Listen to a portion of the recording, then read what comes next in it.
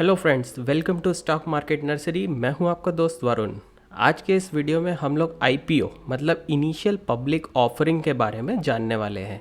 IPO आखिर होता क्या है, आईपीओ की ज़रूरत क्यों पड़ती है, आईपीओ का पूरा प्रोसेस क्या होता है, रेड हेरिंग प्रोस्पेक्टस आरएचपी क्या होता है, किसी भी आईपीओ की वैल्यूएशन और प्राइसिंग करने का क्या तरीका है, शेयर अलॉटमेंट कैसे किया जाता है, और आईपीओ जब कंपनी अपना एक आईपीओ लेके आती है तो उसकी स्टॉक मार्केट पर लिस्टिंग कैसे होती है। तो आज हम इस वीडियो में इन सभी सवालों को डिटेल में डिस्कस करने वाले हैं, तो इस वीडियो को लास्ट तक ज़रूर देखिए। अगर आपने हमारे चैनल को अब तक सब्सक्राइब नहीं किया है तो प्लीज़ हमारे चैनल को सब्सक्राइब ज़रूर करें और आप हमारे इंस्टाग्राम और फेसबुक चैनल पर भी कनेक्ट कर सकते हैं। तो चलिए स्टार्ट करते हैं। आप लोगों ने रिसेंटली मार्केट में आईपीओस के बारे में बहुत सुना होगा कि कोई बड़ी कंपनी अपना आईपीओ लेके आ रही है। जैसे रिसेंटली पेटीएम, एलआईसी ने अपने आईपीओस रेस किए थे। तो शेयर मार्केट में बहुत सारे लोग ऐसे हैं जो आईपीओस में इन्वेस्ट करना चाहते हैं, पर आईपीओ के पूरे प्रोसेस ना जानने की वजह से बहुत सारे लोग आईपीओस में इन्वेस्ट नहीं कर पाते हैं। आईपीओ मतलब इनिशियल पब्लिक ऑफरिंग। जब भी कोई कंपनी पहली बार पब्लिक को अपने कंपनी के शेयर्स ऑफर करती है तो उसे कहा जाता है इनिशियल पब्लिक ऑफरिंग। इसको दूसरे शब्दों में ये कह सकते हैं कि जब भी कंपनी जनरल पब्लिक से अपने फंड्स को रेज करना चाहती है तो उसे अपना एक आईपीओ लाना पड़ता है। आईपीओ लाने के लिए कंपनी को अपनी कंपनी को स्टॉक मार्केट में लिस्ट कराना पड़ता है। स्टॉक मार्केट मतलब वो एनएसई पर भी लिस्ट करा सकती है, बीएसई पर भी, या फिर दोनों पर लिस्ट करा सकती है। तो अब आप लोगों के मन में ये सवाल आ सकता है कि आखिर किसी कंपनी को आईपीओ लाने की ज़रूरत क्यों पड़ती है। इसका आंसर देने से पहले हमें कंपनी के फंडिंग स्टेजेस को समझना होगा। फंडिंग के स्टेजेस को हमने अपने पिछले video journey from startup to IPO में डिटेल में कवर किया था। आप इसका लिंक टॉप राइट कॉर्नर में देख सकते हैं। फिर भी चलिए हम फंडिंग स्टेजेस को ब्रीफ में यहाँ पर समझ लेते हैं। पहली स्टेज होती है प्रमोटर फंड्स, कि जब भी कोई प्रमोटर अपनी फैमिली मेंबर्स के साथ मिलकर जो इनिशियल फंड रेस करता है उसे कहा जाता है प्रमोटर फंड्स और सीड फंड्स। स्टेज 2 आती है जब वो किसी फ्रेंड्स के पास जाता है या फिर अपने किसी कोलीग के पास जाता है और वो ब्लाइंड बेट लगाते हैं उस कंपनी पर, तो उन्हें कहा जाता है एंजल इन्वेस्टर्स। जब कंपनी ग्रो कर जाती है तब स्टेज 3 पर एक वेंचर कैपिटलिस्ट या प्राइवेट इक्विटी इन्वेस्टर्स की एंट्री होती है जो कि कंपनी में एक बहुत बड़े अमाउंट को इन्वेस्ट करते हैं।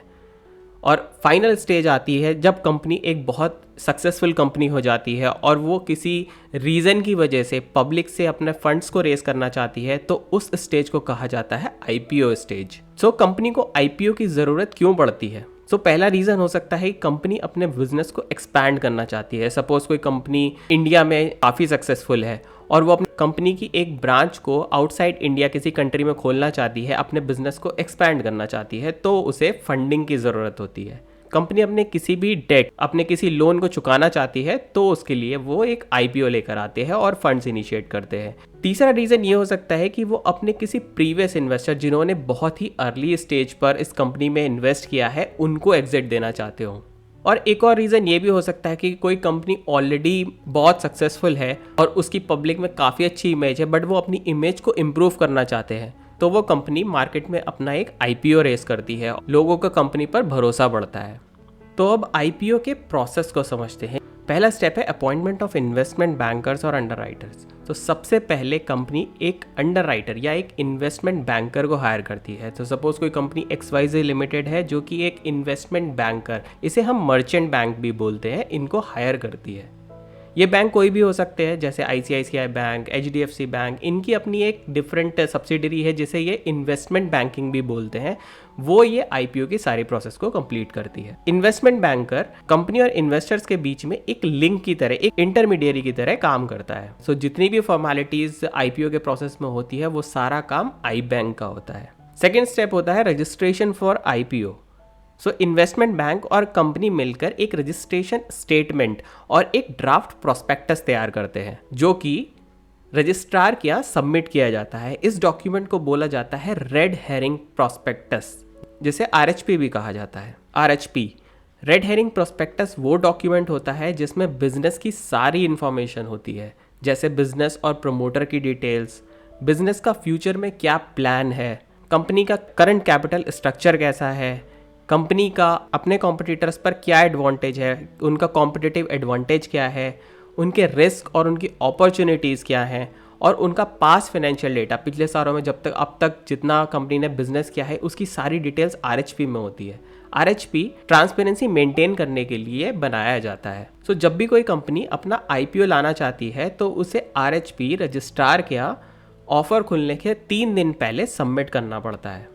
रजिस्ट्रार के अप्रूवल के बाद कंपनी का RHP सेबी के पास वेरिफिकेशन के लिए भेजा जाता है। सेबी कंपनी के सारे डिस्क्लोजर ऑफ फैक्ट्स को वेरीफाई करती है। अगर उसे कोई भी प्रॉब्लम दिखती है तो वो वापस कंपनी को अपने इश्यूज सबमिट करती है। अदरवाइज अगर सब कुछ ठीक होता है तो कंपनी की IPO की एप्लीकेशन अप्रूव हो जाती है और इसके बाद ही कंपनी अपनी IPO की डेट को अनाउंस करती है। सेबी के अप्रूवल के बाद कंपनी एक एप्लीकेशन तैयार करती है और उसको स्टॉक एक्सचेंज पर भेज देती है।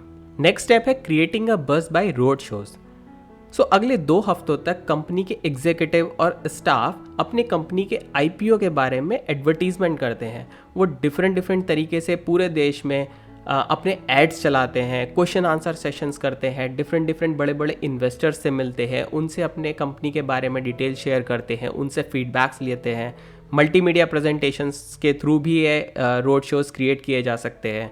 ग्रुप मीटिंग्स होती हैं, ऑनलाइन वर्चुअल रोड शोज़ किए जाते हैं जिससे वो अपनी कंपनी के बारे में फीडबैक ले सकें और अपनी कंपनी के IPO के बारे में एडवर्टीजमेंट कर सकें। नेक्स्ट स्टेप है प्राइसिंग ऑफ IPO। ये IPO प्रोसेस का सबसे इम्पॉर्टेंट स्टेप है कि IPO की प्राइसिंग कैसे डिसाइड की जाती है। तो सपोज हमारे पास 2 एंटिटीज़ हैं, XYZ लिमिटेड जो कि कंपनी है और एक इन्वेस्टमेंट बैंक है। ये दोनों मिलकर कंपनी का वैल्यूएशन निकालती हैं। सो सपोज कंपनी का वैल्यूएशन कैलकुलेट किया गया 10,000 करोड़ रुपए। अब कंपनी कहती है कि वो अपने 20% ऑफ शेयर्स को ही डाइल्यूट करना चाहती है, बाकी के 80% ऑफ शेयर्स ऑलरेडी प्रमोटर्स और इक्विटी इन्वेस्टर्स के पास अलॉटेड हैं। सो 20% के हिसाब से कंपनी का इश्यू साइज बनता है 10,000 करोड़ मल्टीप्लाई बाय 20% मतलब 2,000 करोड़। सो इसका मतलब ये है कि कंपनी मार्केट से 2,000 करोड़ रुपए के फंड्स को रेज करना चाहती है। इसके बाद आता है issue price. So for example company ने अपना इश्यू प्राइस डिक्लेयर किया है 200 रुपये पर शेयर। तो आप यहाँ नंबर ऑफ शेयर्स कैलकुलेट कर सकते हैं। 2,000 करोड़ डिवाइड बाई 200 मतलब 10 करोड़। सो 10 करोड़ शेयर्स इस IPO में डिस्ट्रीब्यूट किए जाएंगे। इसके बाद आता है लॉट साइज। तो सपोज कोई इन्वेस्टर कहता है कि मैं इस IPO में सिर्फ 5,000 रुपये ही इन्वेस्ट करना चाहता हूँ, पर IPO के केस में वो ऐसा नहीं कर सकता। रीज़न ये है कि जब भी कोई इन्वेस्टर को IPO में इन्वेस्ट करना होता है तो उसे मिनिमम एक लॉट में इन्वेस्ट करना होता है। लॉट मतलब एक फिक्स नंबर ऑफ शेयर्स या उसके मल्टीपल में ही कोई इन्वेस्टर IPO में इन्वेस्ट कर सकता है। सो सपोज यहाँ कंपनी ने लॉट साइज रखा है 75 का, मतलब किसी भी इन्वेस्टर को IPO में इन्वेस्ट करने के लिए एटलीस्ट 75 स्टॉक्स बाय करने पड़ेंगे। तो इस IPO में इन्वेस्ट करने के लिए मिनिमम अमाउंट की रिक्वायरमेंट होगी 75 मल्टीप्लाई बाई 200 मतलब 15,000 रुपये। इन्वेस्टर यहाँ पर 75 शेयर खरीद सकता है, 150 शेयर खरीद सकता है, 225 शेयर्स खरीद सकता है, मतलब वो 75 के मल्टीपल्स में ही IPO में इन्वेस्ट कर सकता है। IPO की प्राइसिंग कैलकुलेट करने के 2 तरीके होते हैं। पहला तरीका है फिक्स्ड प्राइस इशू और दूसरा तरीका होता है बुक बिल्डिंग इशू। सबसे पहले फिक्स प्राइस इशू को समझते हैं। फिक्स प्राइस इशू में कोई भी कंपनी एडवांस में अपनी कंपनी के स्टॉक के प्राइस को फिक्स कर देती है। सो सपोज कोई कंपनी कहती है कि हम अपने कंपनी के स्टॉक के प्राइस को 200 रुपये रखना चाहते हैं। सो कोई भी इन्वेस्टर अगर इस कंपनी के IPO में इन्वेस्ट करना चाहता है तो उसे अपनी बिड 200 रुपये पर ही लगानी होगी। बट बुक बिल्डिंग इशू में ऐसा नहीं होता है। बुक बिल्डिंग इशू में इन्वेस्टर्स को एक 20% की रेंज दी जाती है जिसमें वो अपनी बिड को प्लेस कर सकते हैं। कंपनी के स्टॉक का फाइनल प्राइस बिडिंग खत्म होने के बाद ही डिसाइड किया जाता है। इस 20% रेंज को कहा जाता है IPO प्राइस बैंड। इसमें IPO की जो लोअर वैल्यू होती है उसे कहते हैं IPO फ्लोर वैल्यू और जो अपर बैंड प्राइस होता है उसको कहा जाता है IPO कट ऑफ प्राइस। सो इन्वेस्टर के पास एक ऑप्शन होता है कि वो इस 20% रेंज में किसी भी प्राइस पर अपनी बिड को प्लेस कर सकता है। सो एग्जाम्पल इस केस में कंपनी ने अपने IPO का प्राइस बैंड रखा है 180 से 200 रुपये तक। आजकल के टाइम में इशूअर्स बुक बिल्डिंग इशू को फिक्स प्राइस इशू से ज़्यादा प्रेफर करते हैं क्योंकि बुक बिल्डिंग इशू में प्राइस और डिमांड को डिस्कवर करने का एक ऑप्शन होता है। वो ये समझ पाते हैं कि इन्वेस्टर्स किस प्राइस पर ज़्यादा इंटरेस्टेड है, उनकी जो डिमांड है वो कितनी है, किस प्राइस पर उनकी डिमांड सबसे ज़्यादा है। तो ये ऑप्शन फिक्स प्राइस इशू में अवेलेबल नहीं होता है। नेक्स्ट स्टेप है डिस्ट्रीब्यूशन ऑफ शेयर्स। अब यहाँ पर इन्वेस्टर्स आईपीओ में इन्वेस्ट करने के लिए अपनी एप्लीकेशंस को प्लेस करते हैं। तो चलिए समझते हैं कि मार्केट में कितने तरीके के इन्वेस्टर्स आईपीओ के लिए अपनी बिड को प्लेस कर सकते हैं। तो सबसे पहले होते हैं QIB, मतलब क्वालिफाइड इंस्टीट्यूशनल बायर्स। ये वो बड़ी बड़ी कंपनीज होती है जो बल्क में अपने पैसे को कंपनी में इन्वेस्ट करती हैं, जैसे कि म्यूचुअल फंड्स, बैंक्स और बहुत बड़ी बड़ी लेंडिंग कंपनीज जिनके पास बल्क में फंड्स होते हैं, वो इस कंपनी के आईपीओ में बिड डालती हैं। दूसरे होते हैं नॉन इंस्टीट्यूशनल बायर्स, जिसे हम HNI मतलब हाई नेटवर्थ इंडिविजुअल्स भी कहते हैं। HNI वो लोग होते हैं जो आईपीओ में 2 लाख रुपए से ज्यादा वैल्यू को इन्वेस्ट करते हैं। अगर कोई इन्वेस्टर 2 लाख रुपए से ज्यादा आईपीओ में इन्वेस्ट करना चाहता है तो वो एक नॉन इंस्टीट्यूशनल बायर कैटेगरी में आ जाता है। तीसरे होते हैं रिटेल इन्वेस्टर्स। तो 2 लाख से कम इन्वेस्ट करने वाले इन्वेस्टर्स को कहा जाता है रिटेल इन्वेस्टर। तो जब ये तीनों तरीके के इन्वेस्टर्स अपनी बिड को आईपीओ के लिए प्लेस करते हैं, इन एप्लीकेशंस के बेसिस पर ये कैलकुलेट किया जाता है कि कंपनी का आईपीओ ओवर सब्सक्राइब्ड है या अंडर सब्सक्राइब्ड। ओवर सब्सक्राइब का मतलब यह है कि जैसा कि हमने पीछे एग्जांपल में देखा था कि कंपनी ने अपने 10 करोड़ शेयर्स को आईपीओ के लिए एलोकेट किया है। अगर QIB, HNIs और रिटेल इन्वेस्टर्स मिलकर 10 करोड़ से ज़्यादा शेयर्स को खरीदने की एप्लीकेशन डाल देते हैं तो कहा जाता है कि आईपीओ ओवर सब्सक्राइब हुआ है।